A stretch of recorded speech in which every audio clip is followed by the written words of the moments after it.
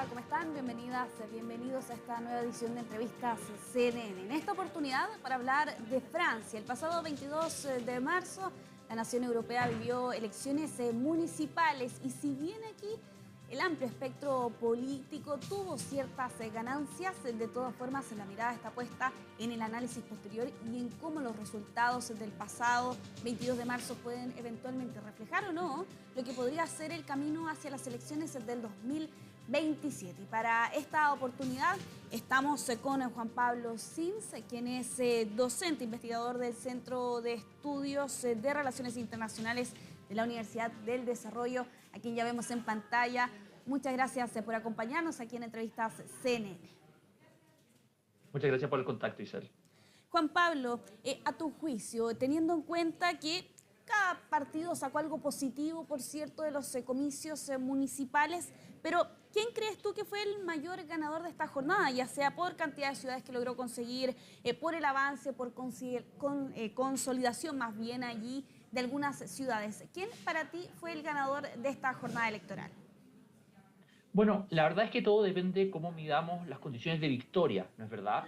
Porque no nos olvidemos que la Agrupación Nacional, o antiguamente conocido como el Frente Nacional, el partido de Le Pen, es un partido que ha estado creciendo y ha estado prometiendo una gran victoria y ha estado prometiendo el llegar a la presidencia, ¿no es verdad? Bueno, eso no se logró.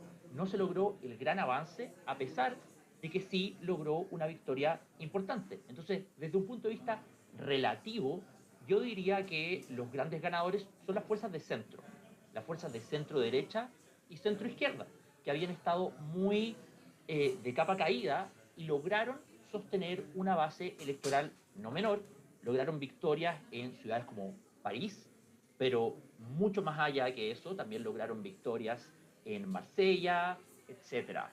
Lyon también. Entonces, yo diría que uno de los mayores titulares es que a pesar de la fuerza del partido de Le Pen, no lograron la victoria que se esperaba. Y eso no es menor, porque recordemos que estamos a puertas de una elección para el 2027, en donde ya sea Le Pen o Bardella quieren lograr la presidencia. Sí, Juan Pablo, tú allí tocas un tema crucial. Estos últimos años hemos puesto nuestro foco, por cierto, en la agrupación nacional o agrupamiento nacional, que es el partido precisamente de la ultraderecha en Francia. Y respecto de eso, precisamente, ¿crees que no se han cumplido las expectativas que se esperaban respecto a este partido con una ultraderecha que al menos en Europa pareciera que hasta cierto punto ha ido avanzando en los últimos años en ese continente? Lo que pasa es que el avance de la derecha dura en Europa toma distintas características dependiendo de el sistema electoral específico donde esto se analice, ¿no es verdad? Y el caso de Francia es que Francia tiene un sistema electoral muy particular, que es único en el mundo, en donde tiene distintas rondas, no solamente a nivel presidencial, sino que también a nivel legislativo y a nivel municipal. ¿Qué resultado tiene esto? Que si bien décadas atrás esto favorecía la construcción de dos grandes bloques, hoy en día, si bien esos dos grandes bloques ya no existen, lo que hace es dificultar la generación de una mayoría de los extremos. Entonces, si bien ha habido un avance de la izquierda en gran parte perdón, de la derecha dura en gran parte de Europa, bueno, en Francia este avance de la derecha dura se enfrenta a este cortafuegos institucional que son las distintas rondas en las distintas elecciones, lo que hace muy difícil para un partido de extremo o de derecha dura como el partido de Le Pen el lograr una mayoría. Entonces, en esta elección se creía que tal vez iba a ser el momento en donde este cortafuego se iba a romper. Pero hemos visto como el cortafuego funcionó y resistió, e incluso partidos como los republicanos, que era un partido que estaba muy debilitado, al menos a nivel de elecciones presidenciales, logró aguantar y posicionarse como un eje y como una bisagra importantísima entre la derecha y el centro macronista. Juan Pablo, tú ahí tocas un concepto crucial, ¿no?, para entender la política francesa e incluso también en otros países, este cortafuego o también como le han denominado algunas veces este cordón sanitario. Pero en el caso particularmente de Francia, ¿a qué responde precisamente esa activación de este cortafuego? ¿A la población al momento de votar en la segunda vuelta o directamente a las alianzas que se conformaron entre los partidos? O sea, al final esto se explica por múltiples motivos. Y obviamente hay un bolsón de votos importantísimo que no quiere votar por el partido de Le Pen, ¿ok? Y estas personas están dispuestas a votar por otros partidos y después la dirigencia de esos partidos simplemente no están dispuestos a transar con el partido de Le Pen. Ahora, dicho eso, hay que ver con particular relevancia el caso de Niza. ¿Por qué? Porque en Niza el nuevo alcalde Ciotti, él era parte de los republicanos y él rompió con los republicanos porque decía que había que acercarse más a el partido de Le Pen, hacia la derecha dura. Entonces, genera una alianza que es poco común. Él rompe el cortafuego.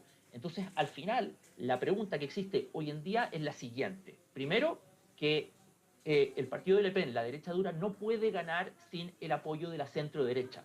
Entonces la pregunta pertinente es, bueno, la centro derecha, los republicanos, los conservadores, ¿mantendrán esa posición o decidirán poco a poco seguir acercándose a la derecha dura? Al final, esa es la pregunta, porque ya sabemos y toda la data que tenemos hoy en día es que simplemente no les alcanza por sí mismo, ¿ok? Entonces, si no les alcanza por sí mismo, bueno, ¿cómo se va a construir el sistema de alianza de cara a las siguientes elecciones? Porque las elecciones francesas tienen este mecanismo institucional que hacen necesario algún tipo de alianza dado las múltiples rondas que tiene. Juan Pablo, avancemos en esta entrevista, por cierto, de cara a lo que vamos a ver el 2027. A tu juicio, con lo que dan cuenta los resultados hasta este momento y con lo que se vio principalmente en las elecciones municipales, ¿se puede efectivamente ver algo? ¿Adelantar alguna especie de pronóstico? ¿O falta mucho tiempo o la política francesa eventualmente podría cambiar en cosa de un año? O sea, esto puede cambiar rápidamente, pero por ahora vemos tres elementos centrales. Primero, Bardella está muy bien posicionado y vamos a ver qué es lo que va a pasar con la situación legal de Marine Le Pen. Esto se va a ver en julio de este año, en unos pocos meses. Segundo, que Edouard Philippe, que es un macronista, pero de centro derecha, que fue antiguamente parte de los conservadores, que funciona como bisagra de estos dos grupos, logra una gran victoria municipal y él, de hecho, en todas las encuestas se mueve entre el 18-20%, entonces es una figura relevante. Y tercero, vemos que la izquierda en su conjunto tiene un número de votos no menor. Ahora, la pregunta es si es que la izquierda va a ir unida o no. Sabemos ya que Jean-Luc Mélenchon no es una figura que logra unificar a la izquierda. Al contrario, muchas personas del Partido Socialista lo ven con muy malos ojos. Entonces, si es que la izquierda va dividida, lo más probable es que veamos a Edouard Philippe y Bardella o Le Pen. En cambio, si la izquierda se logra unificar, bueno, ellos tienen un caudal de votos que es incluso mayor que Edouard Philippe, que es representante de la centroderecha y del macronismo. Entonces, al final, va a depender un poco de cómo se configure la izquierda y si es que Edouard Philippe va a lograr mantener el caudal de votos y el apoyo que tiene.